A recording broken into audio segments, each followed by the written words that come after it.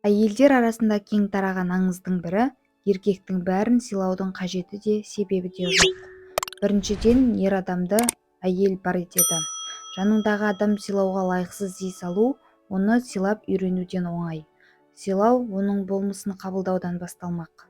Мен әйел ретінде өз күйеуім қандай болса, сондай етіп қабылдауым қажет. Мұндай сөзді жиі естиміз. Соны іс жүзіне айналдыру қолымыздан келіп жатыр ма? Оны еш өзгеріссіз қабылдау сондай қиын ғой. Бүкіл кемшіліктерімен, оның отбасы және достарымен, оның өмір сүру салтын қабылдай отырып, оның хобби мен ұнататын істерін қосып, өмірлік ұстанымдарын қабылдау керек. Әйел үнемі күйеуім қашан өзгереді деп күтеді.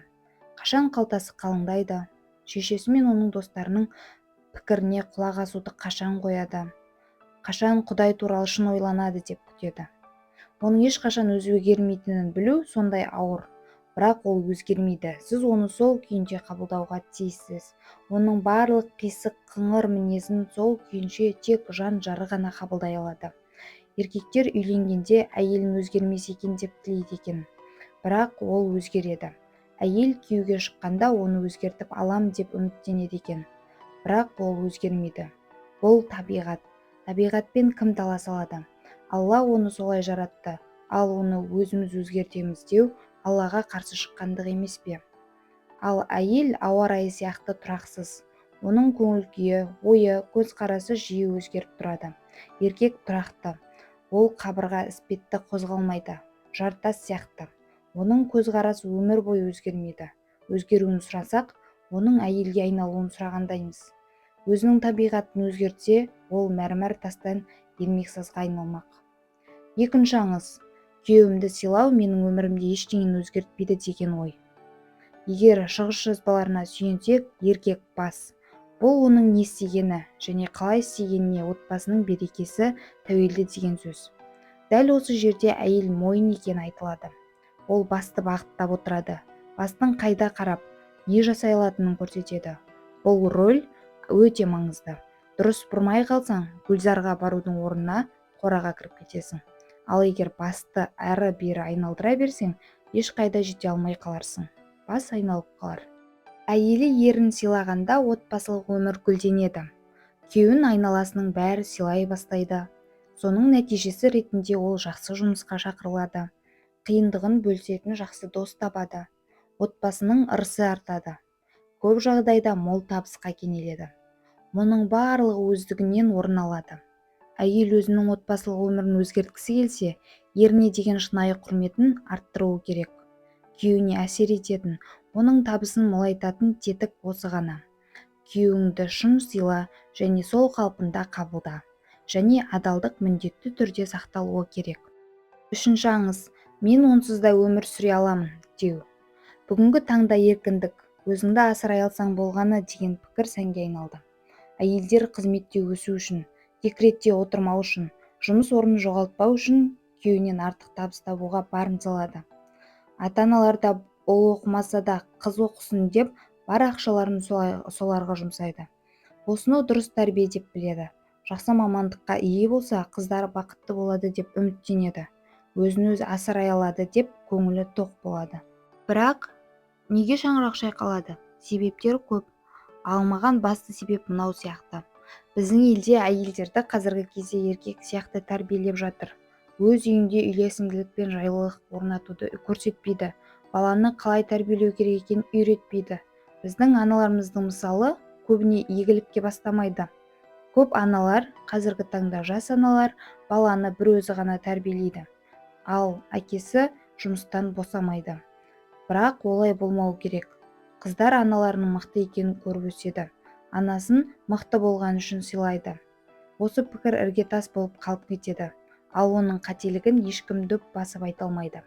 Әйелдер өзгелерге жылы қабақ танытып, тұрмыстағы кикілжіңнен сақтап қорғауға жаралған.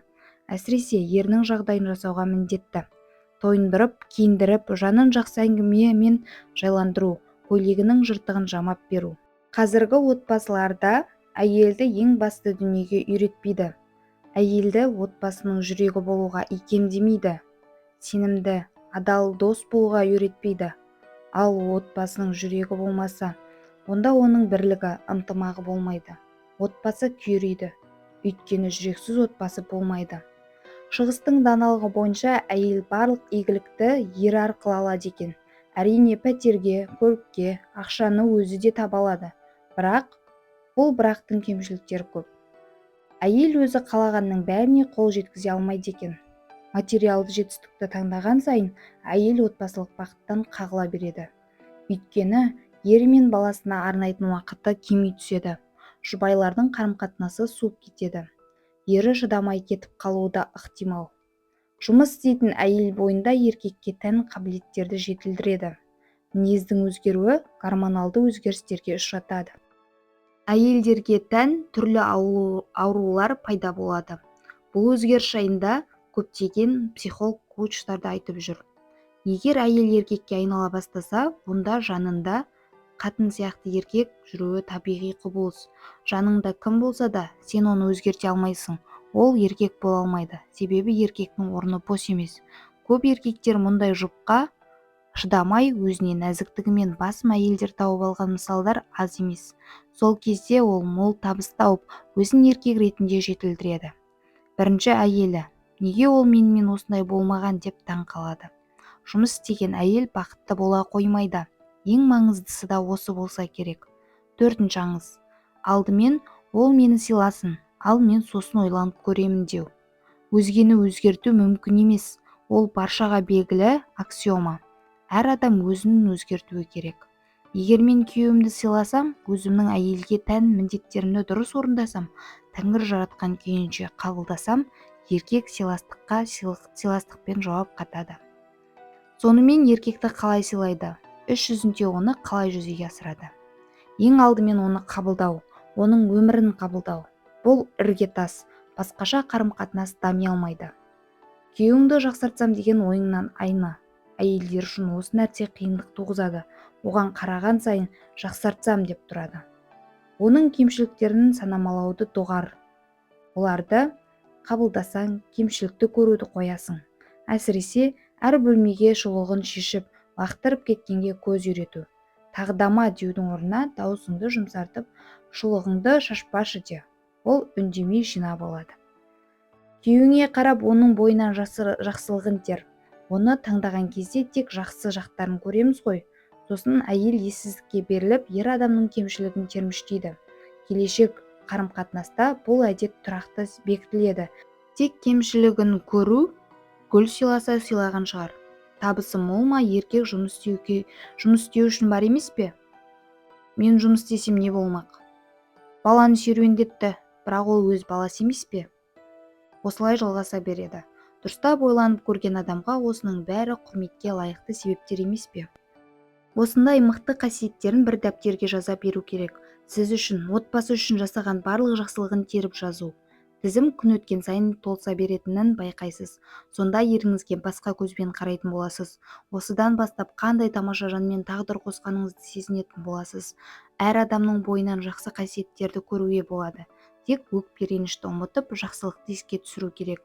Күйеуіңізге бағынуды үйреніңіз. Айтқанын тыңдау, келісу, оның айтқанын істеуге ықыласты болу. Еріңіз сіздің келісетініңізді түсінуі керек.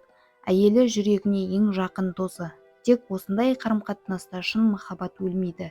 Шаңырақ шайқалмасын. Отбасының жүрегі әйелдің мейірімі. Нәзіктігіңізді ештеңеге айырбастамаңыз. Өмірлік отбасы деген саяхатта еш шаршау көрмеңіз.